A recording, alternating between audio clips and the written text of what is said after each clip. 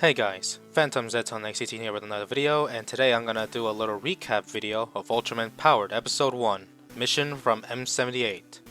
Now, I really like Ultraman Powered, and to honor its 10th anniversary, no not 10th anniversary, to honor its 30th anniversary, I might as well do a little recap video of the first episode of Ultraman Powered. However, I might watch other episodes and recap them as well. But for now, we're gonna do a little recap of the first episode of Ultraman Powered. If you like this video, be sure to give it a thumbs up and subscribe, and let me know what you think about Ultraman Powered down below in the comments. Now, you might be wondering, what is Ultraman Powered, or Ultraman the Ultimate Hero? It's basically an Americanized version of Shin Ultraman. Basically a new Ultraman that's based on the original Ultraman, and all the monsters that this Ultraman face are based on the original Ultraman monsters.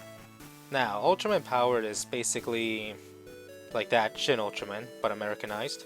And yeah, it originally aired in 1995?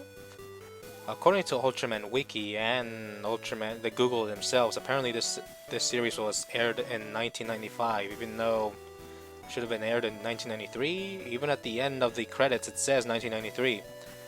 But yeah, this was made in the 90s. This was a second attempt to bring Ultraman to the US, and then it didn't do well. Ultraman Powered is largely a dislike series, even worse than Ginga or bad as Ginga. But yeah, I'm gonna rewatch Ultraman Powered to see if it's as good as I remember. So yeah guys, that's basically it, and now let's get on with the video.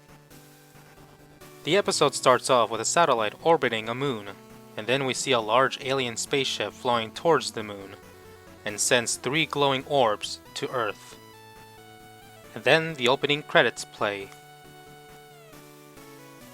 After the opening credits, we're now at the Winner Base, which stands for Worldwide Investigation Network Response, where we see our main characters analyze a piece of something that fell from space. They try to guess what it was until they learn that the piece came from an insect from space. 2 police officers were investigating a warehouse where they smelled dead insects, and were discussing the smell until they saw Powered Bolton hanging from the ceiling, acting like Spider-Man. Unfortunately, the cops will be killed, as scenes we later on see indicating that they died, including Teresa Beck receiving a call from the Metro police station saying that they lost 2 officers. Winner gets alerted about the spaceship that was seen in the beginning of the episode. A red light suddenly shows up and blocks the warning shot and destroys the LCD satellite. Russell sends Kai and Young to where the red light might go. Hawk 1, piloted by Kai and Young, takes off into the sky, while Russell and Rick drive to the scene where the cops saw something with a lot of eyes. As Hawk 1 flies through the coordinates, they see a giant hole in the ground. Russell and Rick enter the building, and then they encounter the Powered Boltons, once again hanging from the ceiling like Spider-Man. They learn that the other Boltons were just illusions and just one alien. They shot at Powered Bolton but disappeared. They wondered where it went until they came across a cap of one of the officers on the floor. Rick later on went into the basement. Kai and Young are investigating the giant hole until Kai decides to go down. A red light suddenly shines the area, and then Kai disappears. Russell and Rick comes across a hole underground and enter it. Young is trying to look for Kai, and then suddenly she gets knocked out after the red light shines again. Kai is in a limbo of him looking around as a voice talks to him about where he's from and what's his organization and what the Bolton aliens are. Kai then transforms into Ultraman Powered. Russell and Rick chase after Powered Bolton through the tunnels, and when they exit, they come across 3 Powered Boltons. They try to shoot at them, but the 3 Powered Boltons combine into one mighty Morbin Bolton Zord. But nah, just kidding, they just turn giant. Powered Bolton then attacks the city. Rick shoots a missile at Bolton's face, causing him to fall.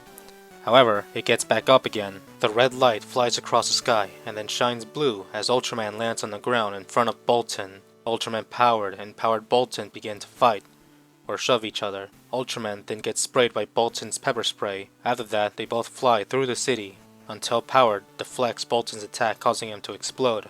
However, Bolton is not dead, then shoots at Ultraman. Ultraman shoots Bolton with his Mega Specium Ray and finally destroys Bolton. After Ultraman defeated Powered, Ultraman flies into the sky. After that, Kai returns to Young and helps her get up, and the episode ends.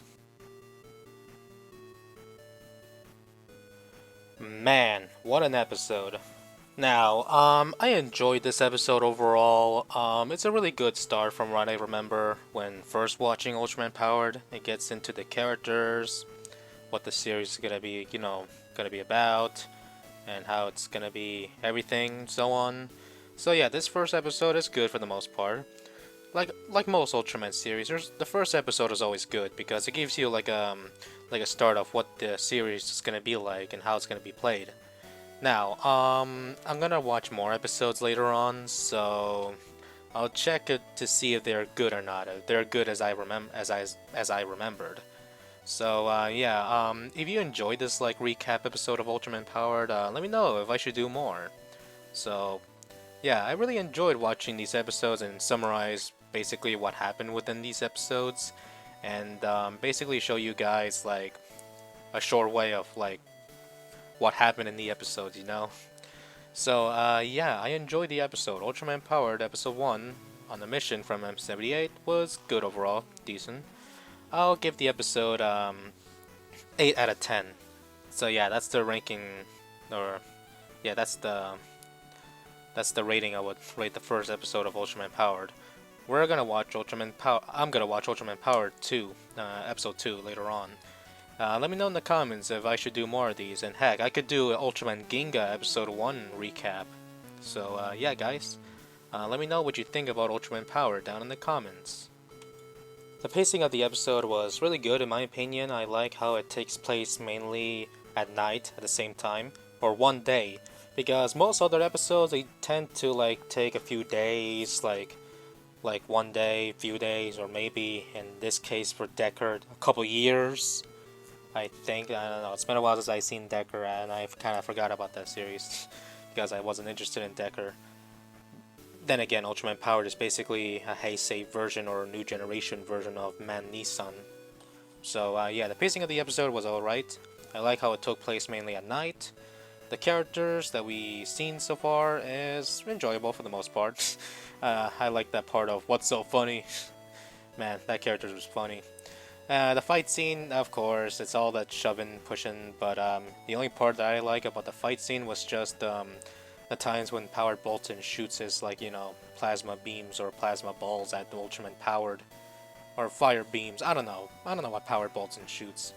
So yeah, the fight scene is meh for the most part. The only thing that's good about it is just a Mega Specium Ray and the Powered Bolton shooting at Powered. So yeah. Theme song wise and the ending song I love so much. I love that artist. The artist makes a lot of Ultraman music for Ultraman Powered, Ultraman Dyna, and Ultraman Neos in Ultra 721 and 1995, and Shining on Love, that Ultraman Dyna Antigua song. So yeah, I really like that. I really like the music.